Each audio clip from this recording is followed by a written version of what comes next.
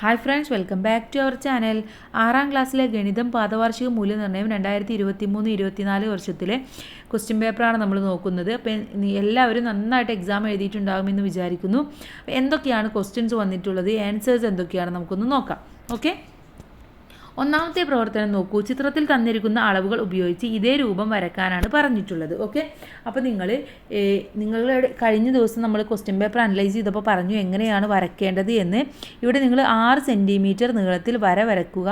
വരയുടെ ഇരുവശത്തും നിശ്ചിത അളവിൽ കോണുകൾ വരച്ച് പൂർത്തിയാക്കിയാൽ മതി. ഓക്കെ, ഇനി പ്രവർത്തനം 2 നോക്കിയാലോ.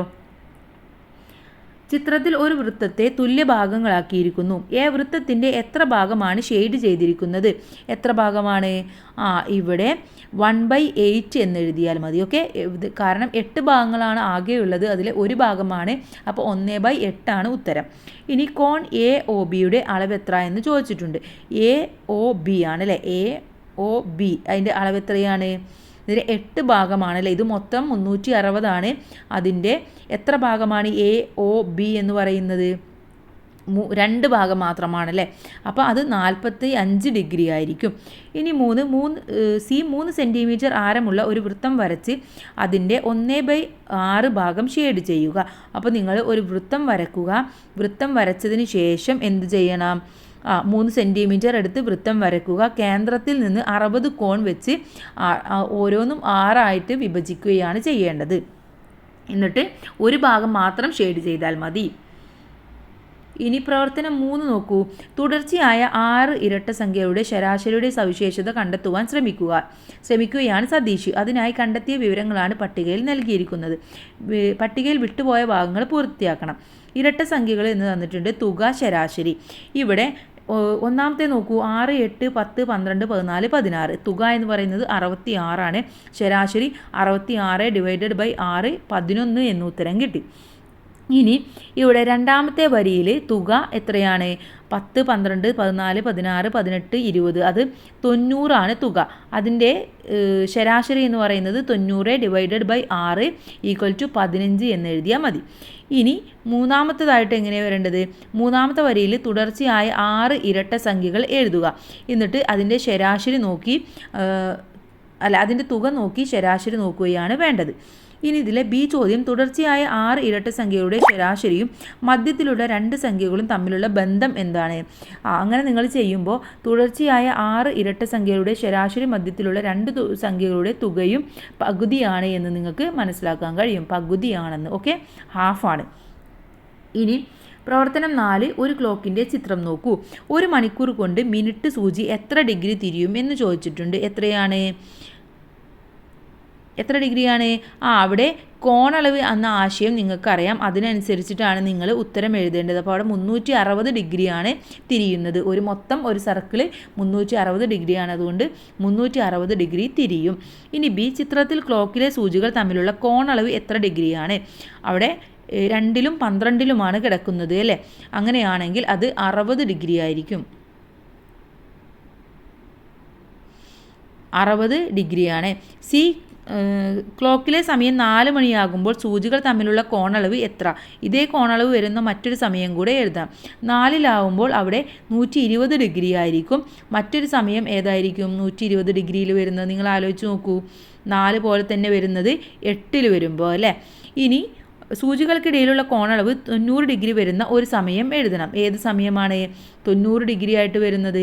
ഇപ്പം 3ലെത്തുമ്പോൾ അത് 90 ഡിഗ്രി ആയിരിക്കും, അല്ലെങ്കിൽ 9ലെത്തുമ്പോൾ 90 ഡിഗ്രി ആയിരിക്കും.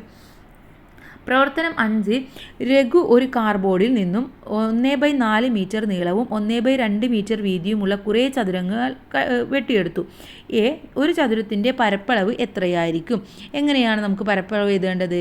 അവിടെ പരപ്പളവ് എന്ന് പറയുന്നത് 1/4 × 1/2 = 1/8 എന്ന ചതുരശ്ര മീറ്റർ ആയിരിക്കും വരുന്നത്. കാരണം 1 4ഉം 1 2ഉമാണ്. അത് രണ്ടും കൂടെ ഒന്ന് ഗുണിച്ച് നോക്കിയാൽ മതി. ഇനി ഒരു ചതുരശ്ര മീറ്റർ പരപ്പളവുള്ള ചതുരം നിർമ്മിക്കാൻ ഇത്തരം എത്ര കഷ്ണങ്ങൾ ചേർത്ത് വെക്കണം എന്ന് ചോദിച്ചിട്ടുണ്ട്. എത്രയാണ്? 8 കഷ്ണങ്ങൾ വേണം. ഇത്തരം 5 കഷ്ണങ്ങൾ ചേർത്ത് വെച്ച് ചുവടെ ഉള്ളതുപോലെ ഒരു ചതുരം നിർമ്മിച്ചു നോക്കൂ. ഈ ചതുരത്തിൻ്റെ ഒരു വശം 1/4 മീറ്റർ ആയാൽ ഇതിൻ്റെ പരപ്പളവും മറ്റേ വശത്തിൻ്റെ നീളവും കണക്കാക്കാൻ പറഞ്ഞിട്ടുണ്ട്. ഇവിടെ പരപ്പളവ് എത്രയായിരിക്കും? ഇവിടെ 5 എണ്ണമാണുള്ളത്. അപ്പോൾ 5/8 ചതുരശ്ര മീറ്റർ ആയിരിക്കും. ഒരു വശം എന്ന് പറയുന്നത് എത്രയായിരിക്കും? 5/2 അല്ലെങ്കിൽ 2.5 മീറ്റർ എന്നെഴുതിയാലും മതി. ഇനി നമുക്ക് പ്രവർത്തനം 6ലേക്ക് കടക്കാം. സ്കൂൾ ഹെൽത്ത് ക്ലബ്ബ് പ്രവർത്തനത്തിൻ്റെ ഭാഗമായി 5 കൂട്ടുകാർ അവരവരുടെ ഭാരം അളന്നു. എന്നാൽ വീണയും മനുവും അവരവരുടെ ഭാരം എഴുതുവാൻ മറന്നുപോയി. ഇവിടെ അനു 40 ആണ്, റിയാസ് 45 ആണ്, വീണ എഴുതിയിട്ടില്ല, മനു എഴുതാൻ മറന്നു, ജോസ് 35 ആണ്. 5 പേരുടെയും ഭാരങ്ങളുടെ ശരാശരി 46 കിലോഗ്രാം ആണെന്ന് പറഞ്ഞിട്ടുണ്ട്. ഓക്കെ, അപ്പോൾ 5 പേരുടെയും ഭാരങ്ങളുടെ തുക എന്ത് എന്ന് ചോദിച്ചിട്ടുണ്ട്. അപ്പോൾ ഇവിടെ എങ്ങനെ നമുക്ക് കണക്കാക്കണം? ആകെ ഭാരം എന്ന് പറയുന്നത് 46 ആണ്, അത് 5 പേരുടേതാണ് അല്ലേ. അപ്പോൾ 5 × 46 - 230 kg എന്ന് എഴുതിയാൽ ഉത്തരമാവും. ഇനി വീണയുടെയും മനുവിൻ്റെയും ആകെ ഭാരം എത്രയാണ്? വീണയുടെയും മനുവിൻ്റെയും ആകെ ഭാരം എന്ന് പറയുന്നത് 230 - 130. ഓക്കെ, അപ്പോൾ അവിടെ 100 കിലോഗ്രാം എന്നെഴുതണം. 100 കിലോഗ്രാം ആണ് ശരിയായ ഉത്തരം. ഇനി വീണയുടെയും മനുവിൻ്റെയും ഭാരം തുല്യമാണെങ്കിൽ ഓരോരുത്തരുടെയും ഭാരം എഴുതുക. തുല്യമാണെങ്കിൽ രണ്ടും കൂടെ 100 ആണ്. അപ്പോൾ ഓരോരുത്തർക്കും 50 ആയിട്ട് നമുക്ക് എഴുതാം, തുല്യമാണ്. ഇനി നാദിറ കൂടി ചേർന്നപ്പോൾ ശരാശരി ഭാരത്തിൽ മാറ്റമുണ്ടായില്ല എങ്കിൽ നാദിറയുടെ ഭാരം എത്രയാണ്? നാദിറയുടെ ഭാരം 46 കിലോഗ്രാം ആണെന്ന് നമുക്ക് കിട്ടും. ഇനി പ്രവർത്തനം 7 നോക്കൂ. ഒരു കർഷകന് 2 വ്യത്യസ്ത ഇനം പശുക്കളുണ്ട്. ഓരോ ഇനത്തിലുമുള്ള പശുക്കളുടെ എണ്ണവും ഒരു ആഴ്ചയിൽ ലഭിച്ച പാലിൻ്റെ അളവുമാണ് ചുവടെ നൽകിയിരിക്കുന്നത്. ആദ്യത്തെ ഇനത്തിലുള്ള ഒരു പശുവിൽ നിന്നും കിട്ടിയ ശരാശരി പാലിൻ്റെ അളവ് എത്ര എന്ന് ചോദിച്ചിട്ടുണ്ട്. അപ്പോൾ എത്രയായിരിക്കും? ഇവിടെ ശരാശരി പാലിൻ്റെ അളവ് എന്ന് പറയുന്നത് 210 / 3 - 70 എന്ന് എഴുതണം. ഓക്കെ, = 70 ആയിരിക്കും. ഇനി ശരാശരി പാലിൻ്റെ അളവോ?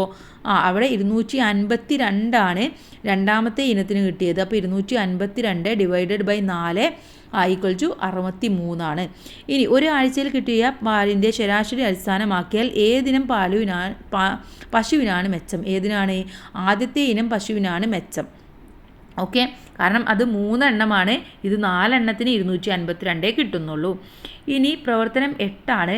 അമ്മുവും ആളവും അവരുടെ 3 കൂട്ടുകാരും ചേർന്ന് വാങ്ങിയ കേക്കിൻ്റെ ചിത്രമാണ് മുകളിൽ. അവർ അത് തുല്യമായി വീതിച്ചെടുത്തു. ഓരോരുത്തർക്കും കേക്കിൻ്റെ എത്ര ഭാഗങ്ങളാണ് കിട്ടിയത്? ഇവിടെ ഒരു കേക്കിനെ 1, 2, 3, 5 ഭാഗമാക്കിയത് അല്ലേ. അപ്പോൾ 1/5 ആണ് ഓരോരുത്തർക്കും കിട്ടിയ ഭാഗം എന്ന് പറയുന്നത്, അഥവാ 5ൽ 1 ഭാഗം. മാളി തനിക്ക് കിട്ടിയത് 2 തുല്യ ഭാഗങ്ങളാക്കി ഒരു ഭാഗം അനുജത്തിക്ക് കൊടുത്തു. അനുജത്തി കിട്ടിയത് മുഴുവൻ കേക്കിൻ്റെ എത്ര കഷ്ണമാണ്? എത്രയാണ്? അനുജത്തിക്ക് കിട്ടിയത് 1/5ൻ്റെ 2 ആണ്. അപ്പോൾ 1/5 × 1/2, അപ്പോൾ 1/10 ആണ്. ഓക്കെ, ഇനി അമ്മു തനിക്ക് കിട്ടിയ കേക്കിനെ വീണ്ടും 3 തുല്യ ഭാഗങ്ങളാക്കി അതിൽ 2 ഭാഗം കഴിച്ചു. അമ്മു കഴിച്ചത് മുഴുവൻ കേക്കിൻ്റെ എത്ര ഭാഗങ്ങളാണ്? എത്രയാണ്?